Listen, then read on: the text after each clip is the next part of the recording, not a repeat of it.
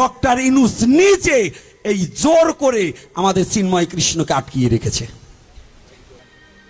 যদি আমাদের বিচার এবং আমাদের এইগুলো না শুনে আবার আমরা সনাতনী যেতে পারবে না। মরে তো গেছি, মরবো, আবার আমরা যমুনায় যাব। এই সনাতনী জাতি 5ই আগস্টের পরে এত নির্যাতন করার পরে ওর কাছে 8 দফা দাবি নিয়ে গেছি, মুখই খোলে নেই। আমাদের সনাতনীর কোনো ব্যথা সান্ত্বনা কিচ্ছু দেয়নি। ওর সার্জিস আর ওর ওই যে হাসনাত, ওর ওই যে কয়জন চামুন্ডা আছে, ওই কয়টার কথা ছাড়া আরো পুষ্পাপ করবারও পারবে না এমন পুরুষ ছেলেও। ওর নিজের কোনো ক্ষমতাই নাই।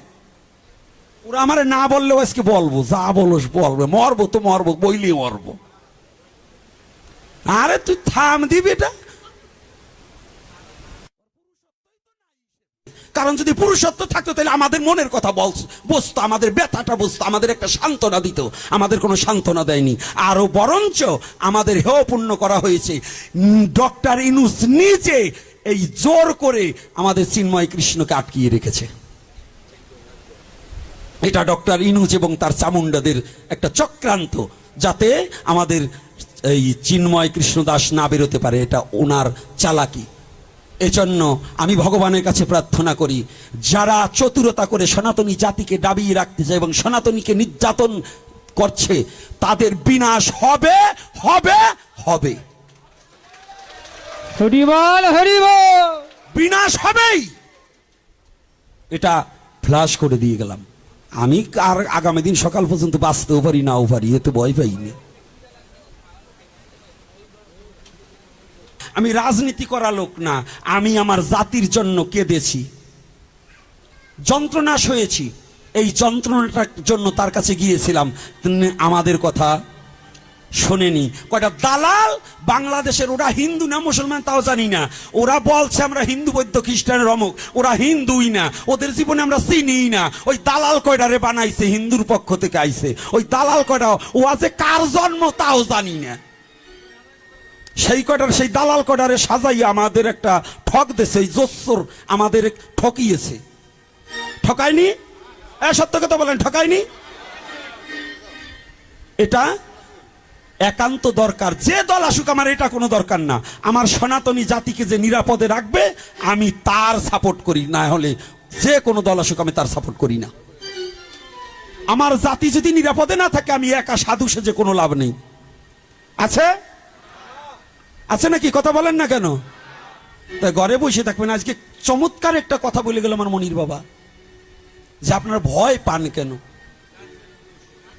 কথাটা দেখছেন, সে কত চমৎকার কথা বলছে, সাহস জোগানো কথা। এই কথাকে আমি ধন্যবাদ, সেলুট জানাই। উনি নাই, হয়তো না থাকুক, কিন্তু তথাপি আমি সেলুট জানাই ওনার কথাটাকে। সনাতনী জাতি কিসের ভয়? অন্যায়কারী আসলে পরে তুমি লাঠি হাতে দাঁড়িয়ে যাও, অন্যায়কারীকে হত করে দাও। কিসের ভয়? যে দুষ্টের কারণে আমার মায়ের ইজ্জত থাকবে না, আমার মেয়ের ইজ্জত থাকবে না, আমার সন্তানের ইজ্জত থাকবে না, আমার বোনের ইজ্জত থাকবে না, ওই দুষ্টকারীর সাথে আমার কোনো আপোষ থাকতে পারে? এত ভয় পান কেন? আমি সাধু হয়ে যদি পারি, আপনারা পারেন না? কোন যুবক ছেলে ভয় পাবে না। একটাই জিনিস, আমি সনাতনী, আমি কোনো অন্যায়ের পক্ষে থাকবো না। আমরা ন্যায়ের পক্ষে থেকে আমরা ন্যায়কে গ্রহণ করব, অন্যায়কে লাথি মেরে পিছে ফেলে দেব। পারবেন না? এত ভয় কিসের? চুপ ছিলাম এতদিন, দেখেছিলাম, ভেবেছিলাম দেখি আমাদের কথা একটু বলে নাকি না। এরপরে বাংলাদেশে এই যে অভয়নগরে পুরাচ্ছে, বরিশালে, আরো কয়েক জায়গা, এই ইউনূস সরকার ক্ষমতায়, এই অন্তর্বর্তী সরকার থাকাকালীন এর একটা কোনো মীমাংসা আমরা পাচ্ছি না। এখনো দাউ দাউ করে হিন্দুর বাড়ি জ্বলছে, হিন্দুকে নিধন করা হচ্ছে, হত্যা করা হচ্ছে, হিন্দুর মেয়েদের তুলে নিয়ে যাওয়া হচ্ছে। কতগুলো দেখবে, আমি ভিডিও ফুটেজ এবং ঠিকানা সহ আমি দেখিয়ে দিতে পারবো। এর বিচার যদি সামনে না হয়, সারা বাংলার সনাতনী আবার আমরা গিয়ে যমুনায়, আমরা আবার সারা বাংলাদেশে সনাতনী যমুনায় যাব। যদি আমাদের বিচার এবং আমাদের এইগুলো না শুনে আবার আমরা সনাতনী যেতে পারবে না। মরে তো গেছি, মরবো, আবার আমরা যমুনায় যাব। আবার আমরা যমুনায় যে আমরা আবার শুরু করব আন্দোলন। না হলে বুঝছি উনি আমাদের কথা শুনছে না। আর এইবার দরকার হয় প্রয়োজনে কয়েক লক্ষ মরে যাব, তাতে ভয় নেই। কিন্তু আমাদের যদি সনাতনীদের এই নির্যাতন বন্ধ না করে, আবার আমরা যমুনাকে ঘেরাও করব।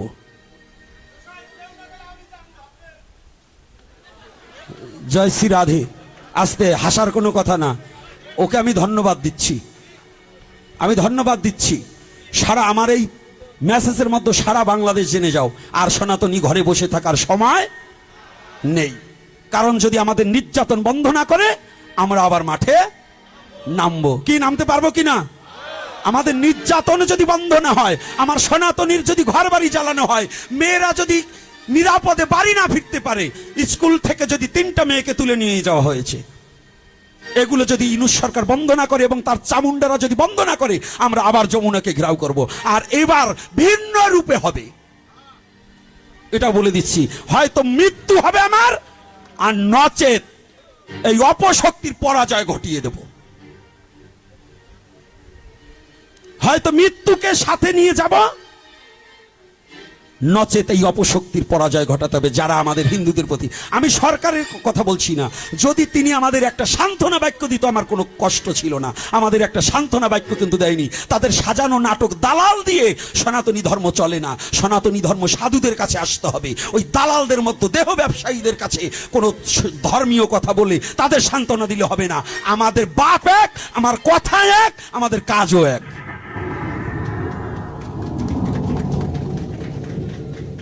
কি পারবো না? কি ভয় পাচ্ছেন নাকি বাবারা? আমার কথায় কষ্ট পাইছেন? কষ্ট পাবেন না। এটা অধিকার কেউ দেবে না, অর্জন করতে হবে। অধিকার দেবে কেউ? অর্জন করতে হবে। হরি কথা বাদ দিয়ে কথা বলছি কেন? এটা আমার অস্তিত্বের লড়াই।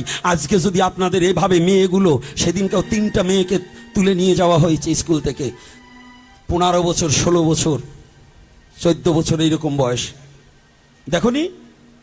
তাহলে এগুলো যদি এইভাবে করতে তাহলে থাকে, এর প্রতিবাদ যদি না হও, একদিন তোমার মেয়েকে তুলে নিয়ে যাবে, এই যন্ত্রণাটা তোমার ভোগ করতে হবে।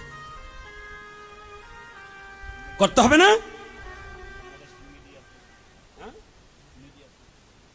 সমস্ত মিডিয়া চুপ। মিডিয়ারা আমাদের সংবাদ দিচ্ছে না, কারণ মিডিয়াগুলোকে ওরা নির্যাতন করে, যেই ওই ফেসবুকে ছাড়লে পরে তার হ্যাক করে দিচ্ছে, তাকে বাদ দিয়ে দিচ্ছে। এগুলো একটা চক্রান্ত, এগুলো চক্রান্ত। দুঃখজনক ঘটনা। এগুলো কেন হবে? সবাই যদি, আমরা তো বাঙালি, আমি হিন্দু, মুসলমান, বৌদ্ধ, খ্রিস্টান দেখবো না। আমি কোনো পার্টির নয়।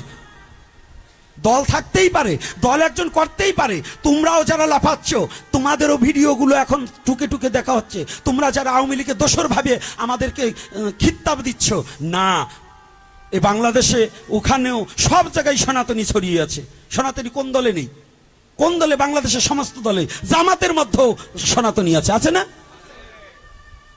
আমি তো নিজে গোপীনাথ বলেছি, যদি জামাত এসে আমাদেরকে রক্ষা করে, আমার সনাতনী নির্ভয় দেয়, অভয় বাণী দান করে, আমি জামাতের পক্ষে কাজ করব, কোনো অসুবিধা নেই।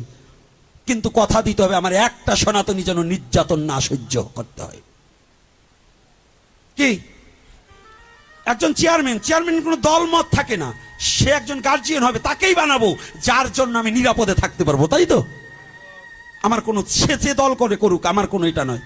কিন্তু আমার সনাতনী জাতি যদি নিরাপদে ঘরে ফিরতে না পারে, আমি তার দল করতে রাজি কি বাবা থাকবো? আবার সম্প্রীতির বন্ধনে আমরা আবদ্ধ হতে চাই। তাই আমি মেসেজ দিয়ে দিলাম, এটা আপনারা সচেতন থাকবেন। এরপর থেকে প্রত্যেকটা জায়গায় জায়গায় আমরা একটাই কথা থাকবে, আমরা অন্যায়ের প্রতিবাদী, আমরা ন্যায়ের পক্ষে থাকব, আমরা ন্যায়কে নেব, আমরা বাংলাদেশ ছেড়ে যাব না। এবং বাংলার ভূমি আমার জন্মভূমি, স্বর্গের চেয়েও উচ্চ স্থান, স্বর্গের চেয়েও পবিত্র স্থান হচ্ছে আমার জন্মভূমি। আর আমার এই জন্মভূমিকে পরিত্যাগ করে যাওয়ার সিদ্ধান্ত আমরা এখন নেব না। কোন দিক যাবেন? বর্ডার বন্ধ করে দিয়েছেন, মামা বাড়ি যাবেন? এই যে কিছু কিছু বুড়োগুলো আছেন, ভয়ে কাঁপছেন, মামা বাড়ি যাওয়ার কায়দা নেই, বর্ডার মামারা বন্ধ করে দিচ্ছে, এখন যাবেন কোথায়? যদি বাঁচতে হয় লড়াই করে বাঁচতে হবে, অন্যায়ের প্রতিবাদী হয়ে বাঁচতে হবে, না হলে আর দেওয়ালে পিঠ থেকে গেছে, আর যেতে পারবেন না। অন্যায়ের প্রতিবাদ তুলতে হবে প্রত্যেক ঘরে ঘরে। যে আপনি মতুয়া হন, বৈষ্ণব হন, শৈব হন, শিব ভক্ত, কালী ভক্ত, পাগল ভক্ত, যে ভক্ত হন, ওটা পরে দেখবেন।